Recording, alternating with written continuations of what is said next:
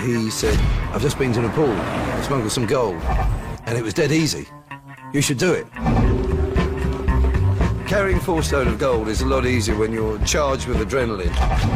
We were rushing, we were buzzing from the excitement of, you know, being in the presence of some serious gangsters with guns. Looking back now, I think they knew full well what they were going to do to us. They were going to sacrifice us.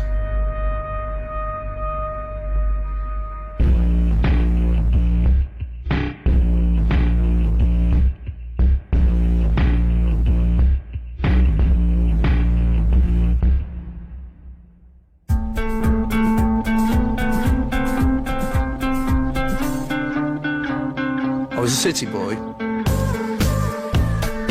I had my Hermes tie, I had my brogues, my pinstripe suit.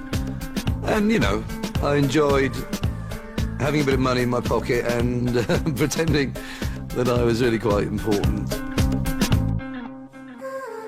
And quite a little city gent. But because of the general business environment, there was a lot of stress. I was working long hours, not much time off, not really enjoying it that much, and I think ultimately that led to me becoming ill. We did so only after peaceful means had... I literally lied on my mum's sofa for a year, experiencing the most bleak clinical depression. We have no quarrel with the people of Iraq.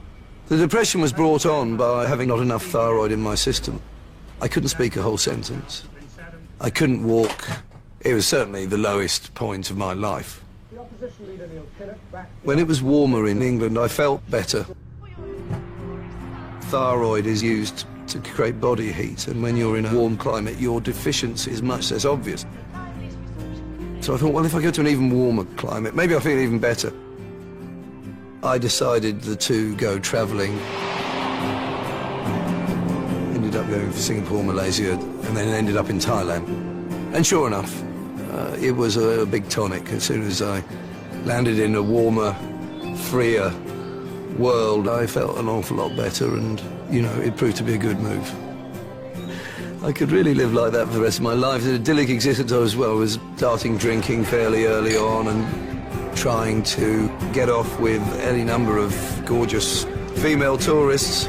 It was a 3-month existence of pure hedonism and fun. Sometimes going home alone, sometimes not. But living to frolic another day.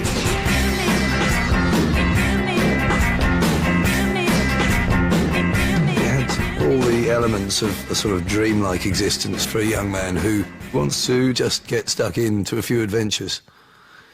And that's exactly what I ended up doing.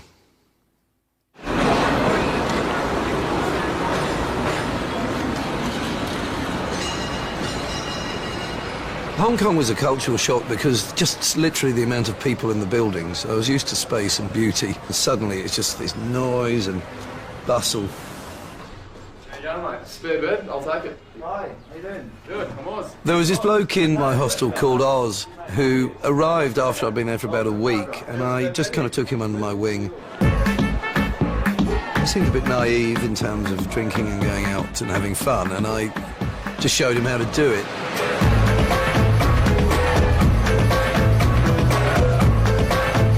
I was no expert, but we went out drinking and he soon picked it up, actually. He was a very good student. And we soon became very firm friends. We both had dwindling reserves of cash. I had frittered it away on booze, pretty much. I clearly needed to work if I was going to stay away from England, and I certainly wasn't ready to go home. Oh! There he is, Jeffy boy. How you doing, fella?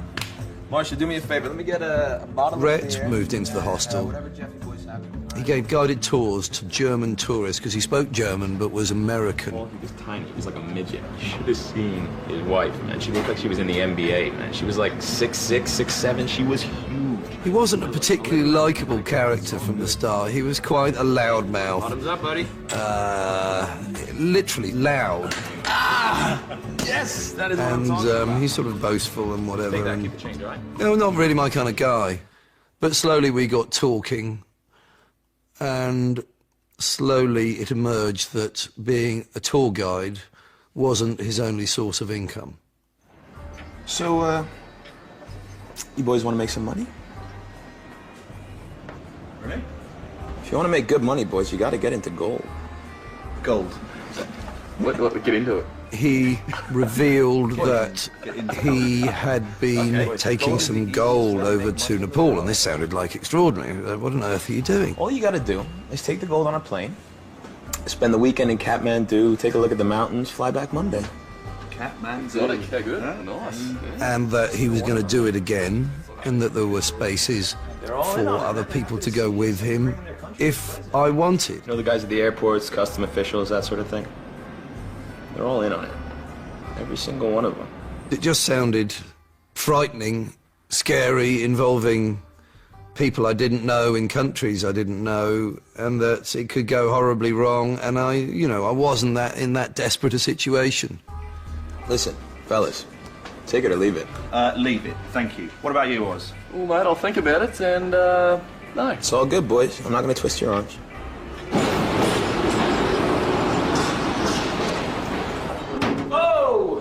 Right, buddy? Right, mate. Who's coming for a beer? Don't drink, mate. He disappeared for a weekend, didn't tell us where he was going, and came back with a wad of dollars. A big, fat, green wad of dollars. You know, we were just transfixed. I think Oz and I just were sitting opposite him, and we just thought, well, you know, that's a lot of money. It was actually $2,000. Wasn't a great deal of money, but to people who were travelling and running out of cash, it was a lifeline. It seemed so tempting. Just a weekend away, not that difficult. Money in your hand, dead easy. And we were pretty much doomed from then on.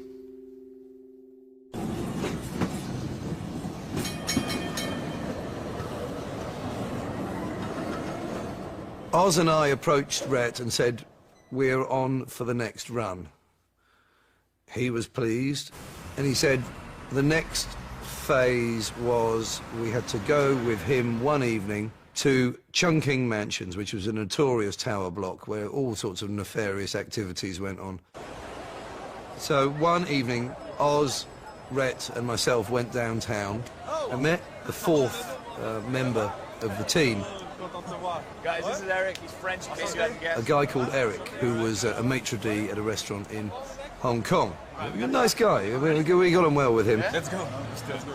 In many ways, it was a bit odd. It was a bit like a joke, because, I mean, there was me, the Englishman, there was the American, who was Rhett, there was Oz, the Australian, and there was this Frenchman who just turned up called Eric, and we were all going into this very dodgy-looking tower block to meet up with two even dodgier Nepalese gangsters.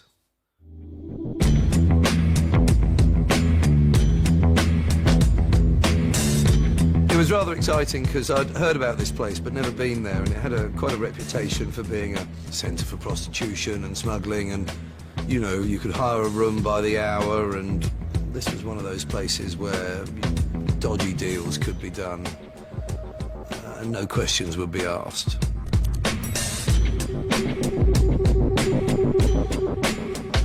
And we went up the lifts to some floor near the top to meet up with two Nepalese men who had been waiting for us.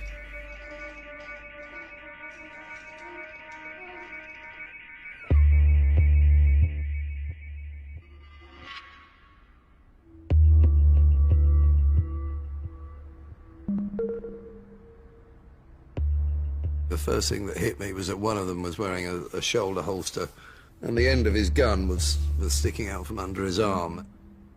And I must say, your stomach sort of sinks a bit.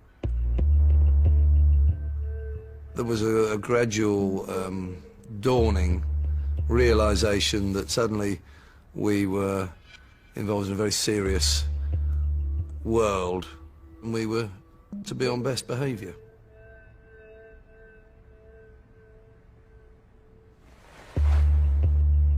They had one multi-pocketed denim waistcoat which had $400,000 worth of gold in it. And he wanted to see whether we were physically strong enough to pick up this vest and put it on.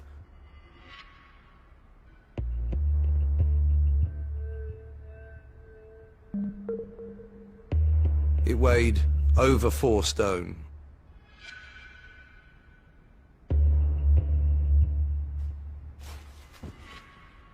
Obviously, you go from being 11 stone to 15 stone suddenly. It was just very heavy, and you could feel your feet, you know. You're a bit like RoboCop when you were walking with that on, because suddenly you were 4 stone heavier. We all wanted to prove ourselves to each other that we could handle it.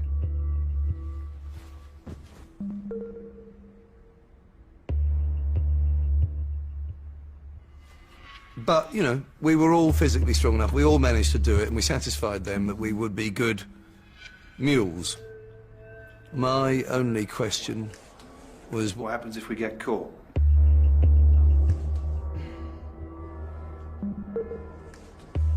एक रातको लागि जेलमा हाल्दिन्छ के हुँदैन एक रात जेलमा हाल्दिन्छ no problem Nothing, man. Sent home, deported, 1 night in prison, that's it. so it seemed there wasn't any real downside in this. 1 night in prison, I mean, we can all deal with that, can't we? Too bad, right? We had a good drink that night because we were rushing, we were buzzing from the adrenaline of agreeing to do this. And, you know, being in the presence of some serious gangsters with guns. This is all good stuff as far as we can tell. Yeah, every single week, $2,000 a week, boys. It's frightening as well. But without that fear, you don't have the excitement. So it's all part and parcel of this progressively crazy adventure. There was a week between trying on the jacket and doing the gold run. And during that week, there were times when I would ask myself what the hell I thought I was doing. I've still got time to pull out, and why don't I just be sensible? It came round to be a definite yes. Not so much because of the money, but more because the more I considered it, the more I believed it to be a huge adventure, and it became me wanting to prove that I could do something as dangerous and as stupid as that. I've been ill and restricted for a long time. This became an expression of my being better and my freedom. This was proof that I was back. And not only was I back with balls.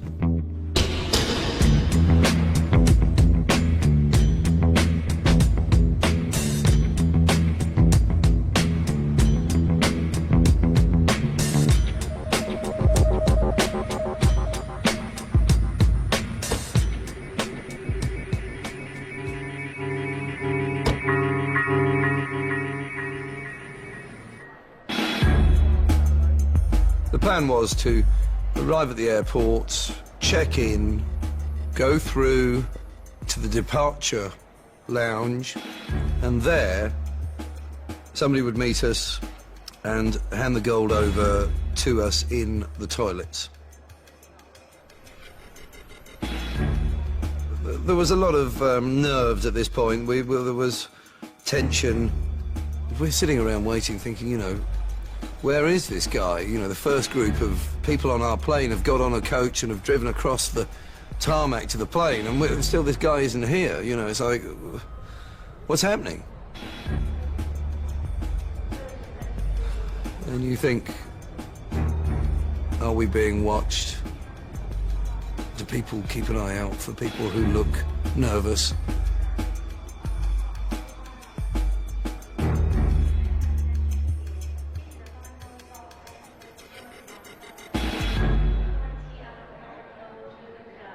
And eventually he turned up at the very last minute.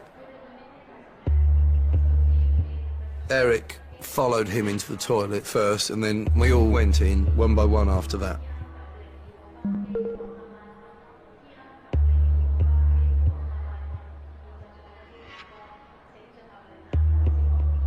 I was almost forcing myself to do something which was against my nature. I was, you know, just a middle-class kid backpacking around, suddenly doing something totally illegal, which was probably the first major illegal thing I'd done in my life.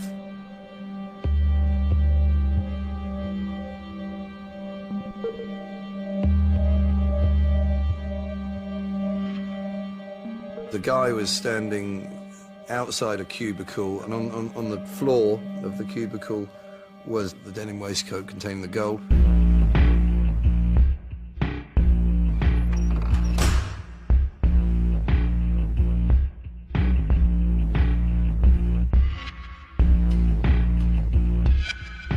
We had to wear jackets and shirts in order to provide 2 layers to conceal what we were carrying beneath.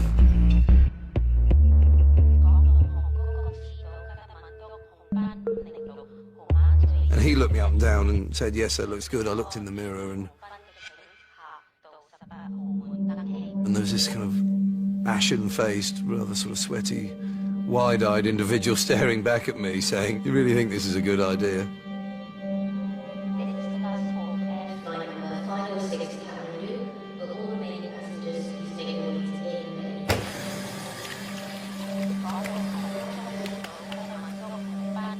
That was the dawning realization that there was no turning back now, and it was going ahead.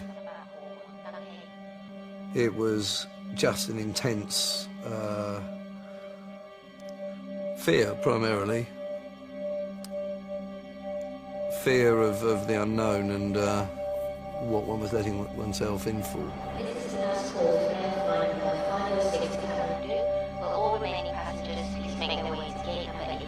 ไปดิ 港龍航空公司到加德滿都航班零六號碼主要一線。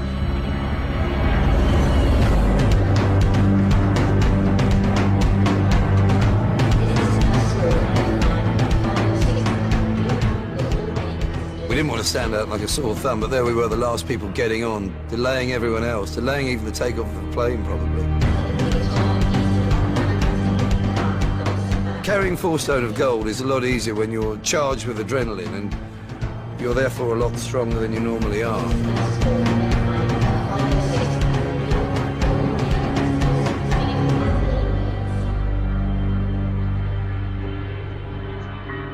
I have some vague recollection of Rhett saying that he felt that he was carrying even more than usual.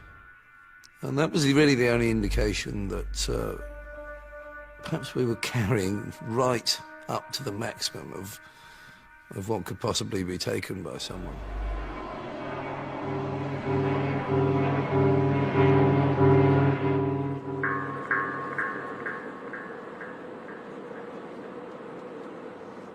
It seems that the deal with gold smuggling was that you can fly it over to Nepal, where they have no metal detectors at the airport, and the customs people in Nepal were paid off to allow you to go through without any trouble.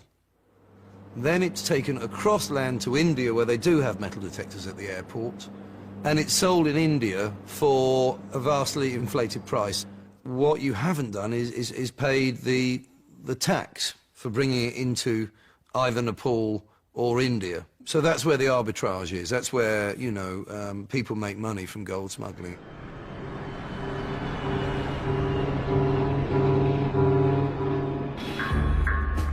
We get off the plane and it's hot. It's right in the middle of the day and you're hit by this wall of heat, and obviously we're not really appropriately dressed.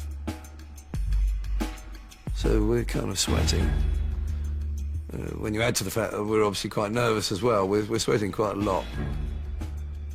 But anyway, we go through, we queue up, and well, passports are fine, we hand over the money, and then we go through these big double doors into the customs hall. And it is bustling and noisy, and there are 4 gates, which consist of a table and somebody searching people's luggage. And suddenly, Rhett stopped and looked puzzled, and I thought, what, you know, what's the problem here?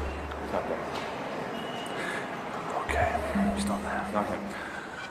The problem was he'd been told to go through gate 4, but the usual guy who manned Gate 4 wasn't there. It was a woman in a purple sari. This has worked every single time. I've done it 3, 4 times. It's been the same guy every single time, and it's not.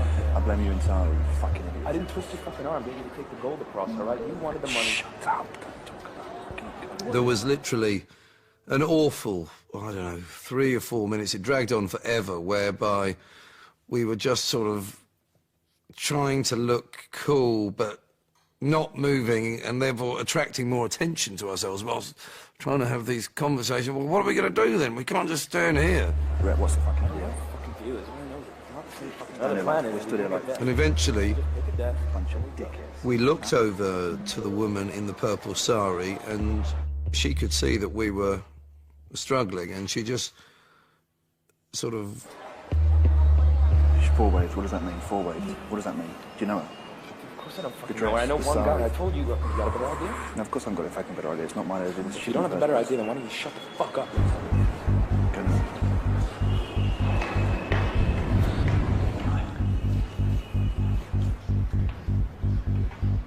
Rhett was first, he put his bag down.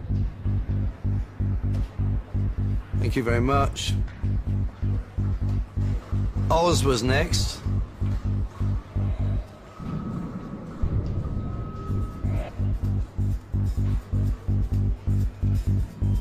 I was last. I'd rather not have been last, but everything seemed to be going fine. Until suddenly, on the other side of the customs hall,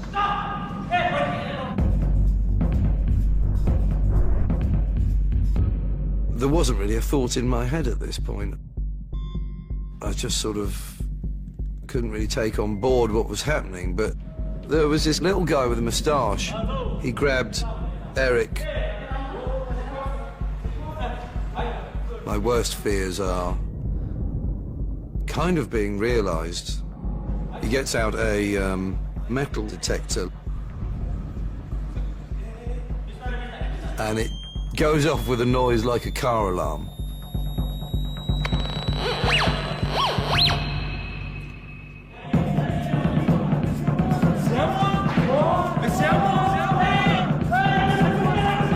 Hey, you! Come over here! I had to walk towards him. But, I thought, well, what can I do?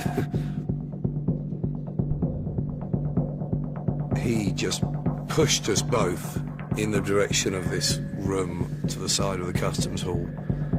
And just like ashen-faced in total shock, we went into this room, and there was just bedlam from there.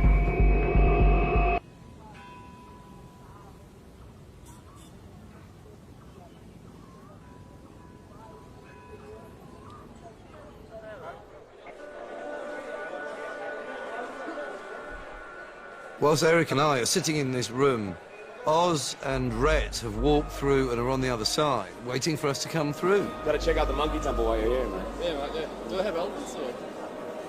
No, they're not in the city.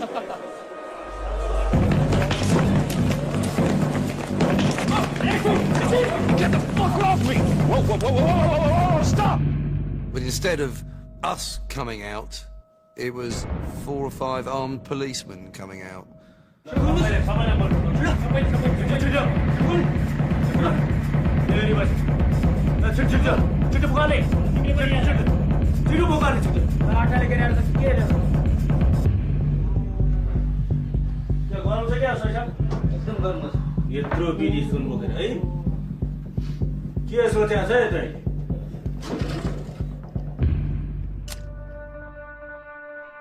As they started opening it,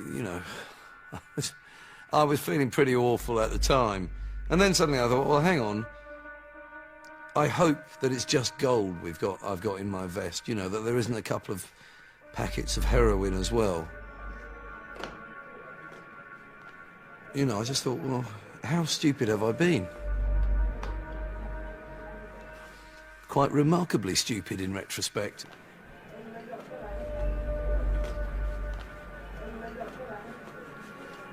Thankfully, though, there was no sudden appearance of any packets of white powder.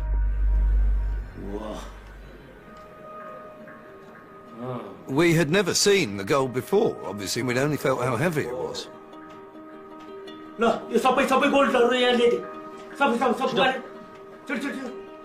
And we'd just seen sort of denim pockets and known that the gold was in it. So to actually see what we were eventually smuggling was quite a revelation.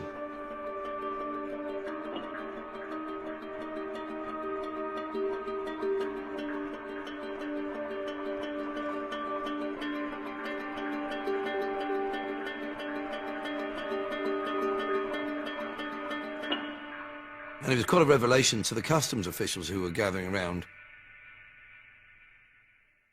We later discovered it was the largest seizure of gold ever in the history of gold smuggling in Nepal. So they were naturally rather amazed at the amount that we had had the audacity to try and smuggle into their country. Forms were produced which were written in Nepalese, which they wanted signatures to. And we didn't know what they said. We didn't have any legal representation. We didn't have anything.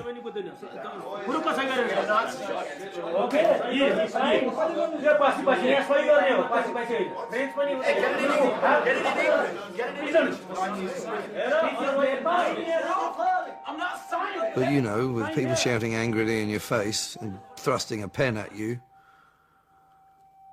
you don't want to cause unnecessary trouble, but you don't want to sign your life away.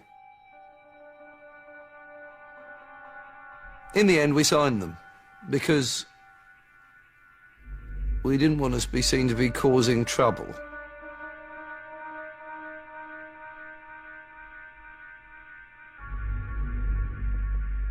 Then what happened, and this was the only time I must have come close to,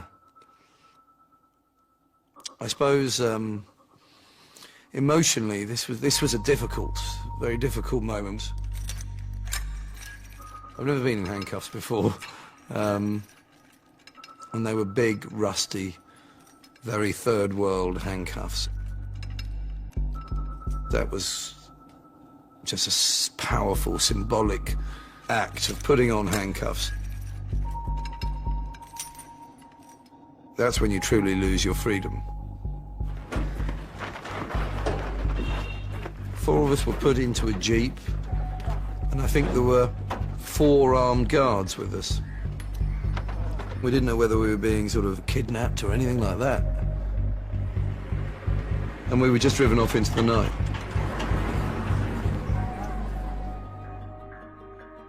It was dark and we couldn't see the country that we'd landed in. We eventually pulled up outside this sort of wall.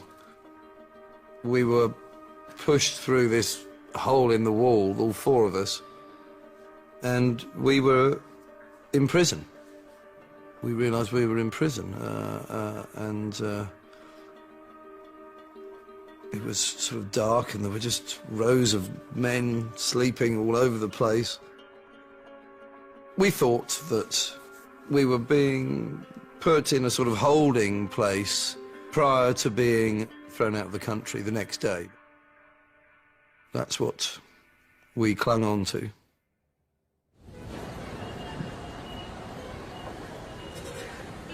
Strangely, I slept incredibly well. It was an exhausting experience the whole day, and by the time we got there, I shut my eyes, and I did manage to sleep, and woke up the next day, you know, surrounded by this hubbub of being in the middle of a prison. I just could not believe I was there. I sort of woke up and thought, well, what's going on here? Oh, right, yeah, I was arrested last night for gold smuggling. I've been slung in prison. Here I am. There was a call from the front gate, and we had to get back into a jeep with some more soldiers in, and we were driven back to the airport.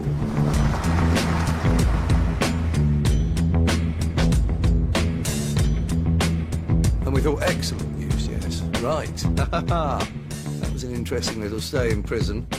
They've seized the gold, they're happy with that. We're obviously going to be put on the first flight out of here. Get out of here, you idiots. First flight home. But when we got to the airport, we were taken to a building on the airport grounds which had a sign outside saying Customs Court. And it quickly transpired that anyone caught smuggling at the Nepalese airport was tried at the Customs Court. But then it turned out that the Customs Court was simply an office, a rather shabby, small office with a bit of paperwork in it, and that the judge was actually the chief of customs, who was the bloke who'd arrested us the previous evening.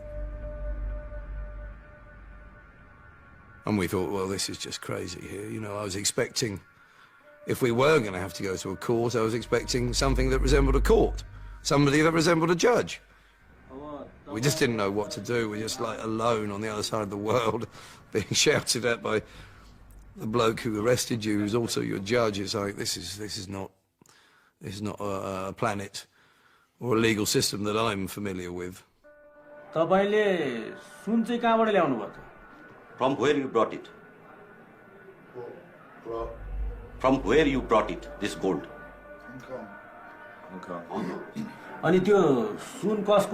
There were some questions about, did we know whose gold it was? No. We just take the gold, pick it up in Hong Kong, take it to Kathmandu. We find out when we get here who we give it to. I think, satisfied that we didn't really know anything about anything, he pretty quickly said we'd all been sentenced to 4 years. 4 years? In jail in Nepal? Yes. Not deported? You have brought 112 kilo of gold. As per rule, the cost, which include the 112 kilo gold, the same amount you have to pay. Unless we could pay the value of the gold seized in a fine. Since we didn't have $1.6 million gold on us, that was looking rather unlikely. So,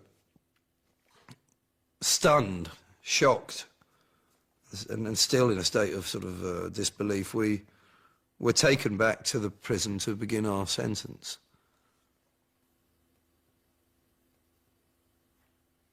You know, just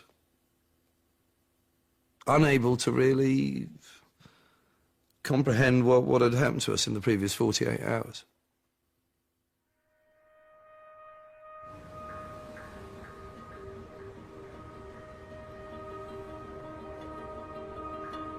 I wondered what had gone wrong. Why didn't this operation go smoothly like all the other ones had done? Who was the guy who, first of all, apprehended Eric and then myself? Why did that happen if everyone was paid off? We were later to find out that, you know, there were other things afoot. But at that time, we had not a clue.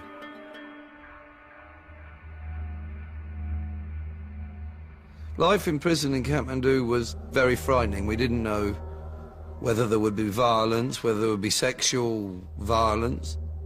It was a prison that just had everything from murderers and child molesters and rapists, thieves, drug addicts, the whole range of criminality. On the first or second day, I was introduced to the only other white guy in prison. He looked simply quite extraordinary. He looked like some sort of wizard from another century. And he talked in riddles. He talked in total gibberish, basically. I discovered that he had been a gold smuggler, had been in for nearly 4 years, and had gone mad. This was particularly frightening because my greatest fear now was, I don't know, depression or being cut off from your friends and family. You know, you don't know where that's going to take you mentally, and it seemed to me that here was potentially the future of me, just bonkers.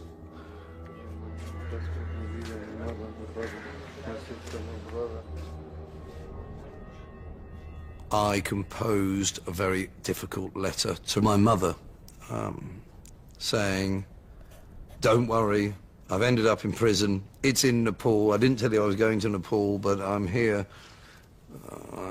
And, you know, I felt stupid, selfish, pretty wretched, really, you know. All of the sort of bravado had drained away like dirty bath water and was left with a slightly scared young man wishing he could go back in time and reverse some decisions that had proved to be less than sensible.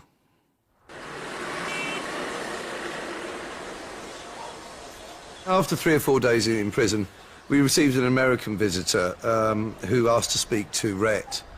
And his name was Ian, and he was somebody that Rhett had met on previous visits. So how's it going, man? How's it going? I'm in Nepalese prison. Pretty fucking shit. Brought you some stuff, though, from our friends in HK. What you got? He worked for the Nepalese gangsters, and he brought with him food and bedding, and basically his message was, anything's possible in Nepal, we know who to speak to, we'll pay a couple of people off here or there, and, you know, money talks, and we'll get you out. There was an enormous sense of relief and excitement and hope that, you know, we hadn't been forgotten about.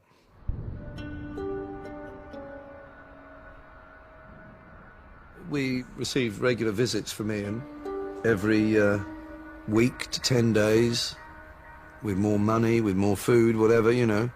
We were constantly being promised that our release was just around the corner.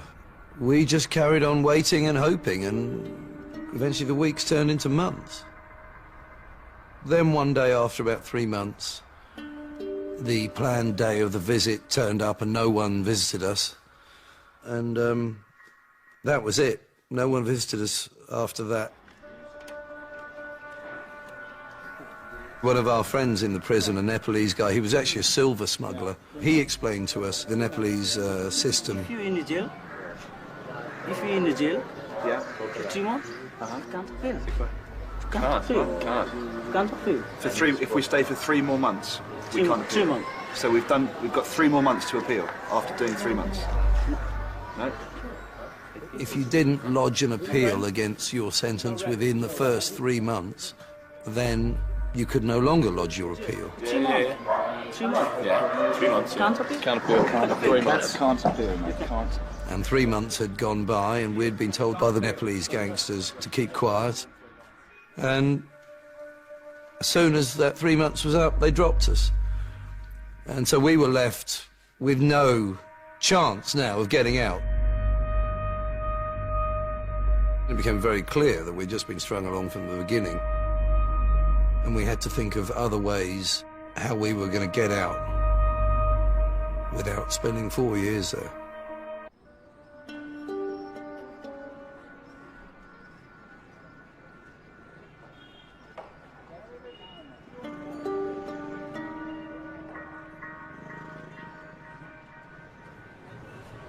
Uncle Tony actually wasn't an uncle. He was something like a second cousin, but he was always an uncle to me.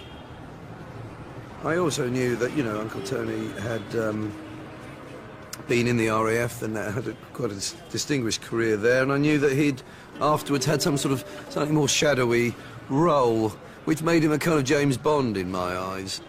He was a kind of like, a bit of a hero figure for me. I received a call from the front gate, and there, waiting, was Tony, in a big green Barber, the same one he used to wear on his farm. And it was quite an emotional moment, because suddenly there was one of my family here to try and help get me and my friends out. Tony had done his research, and we knew that once a year, on the King's birthday, the King, in all his mercifulness, agrees to let out certain people on a pardon. Tony got us writing paper, and we composed a nice letter to His Highness saying, "Could you let us out on your birthday, please, Your Highness? We were guilty, but we're sorry, and we'd like to go home."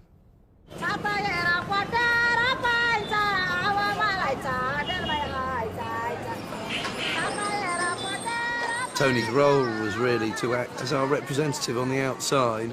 You know, we just wanted Tony to meet as many people as possible.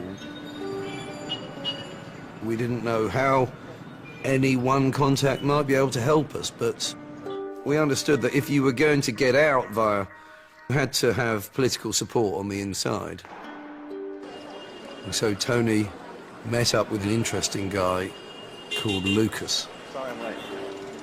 Lucas, it transpired, was an American who worked with the Nepalese gangsters. In fact, he was closely involved in organising the greasing of palms of the customs officials at the airports in Kathmandu. But he wasn't in the country at the time when we were arrested. He had been called away by the Nepalese gangsters to Hong Kong. So whilst we were heading for Nepal, Lucas, who would normally be overseeing the bribing of the customs officials, is arriving in Hong Kong. Lucas pretty soon realised that we had been set up. They invited him over to Hong Kong so that he didn't meddle in our arrest. Our arrest was planned from the start by the two guys that we had met in Chungking Mansions.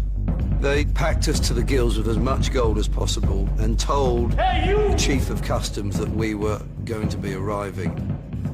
And the deal was, if you inform on any gold smugglers in Nepal, you get a quarter of the value of the gold seized.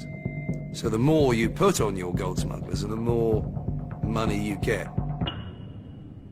We end up spending 4 years, and they end up extremely wealthy men. It felt pretty bad when we realised we were the victim of the setup, but it felt pretty good as well, because suddenly our chances of getting out increased quite significantly. Lucas had contacts, or so he claimed, at, you know, pretty much every level of government, right up to the Prime Minister and then beyond. He told Tony on that first meeting that he was very interested in helping us get out, and he would do everything in his power to get us out, despite the guys who got us in. It was December the 17th, and I remember the cry of English from the front gate. There was the English vice-consul from the embassy. She said, I don't know how or why, but I've come here to tell you that we've been informed this morning that you're going to be released on the King's birthday on December the 29th. And, I don't know, I mean, it was just an extraordinary feeling. I then had the rather pleasant task of going back inside the prison, gathering Oz, Eric and Rhett around and telling them that we were getting out.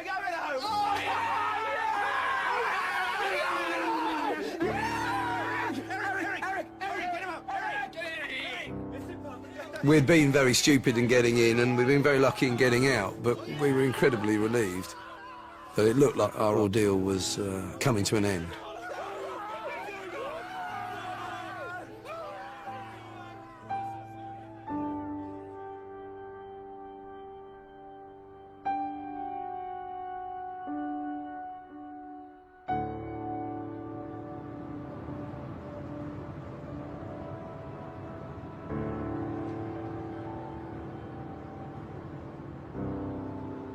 I went in search of adventure, but the plan for proving oneself had gone about as dramatically wrong as it could have gone.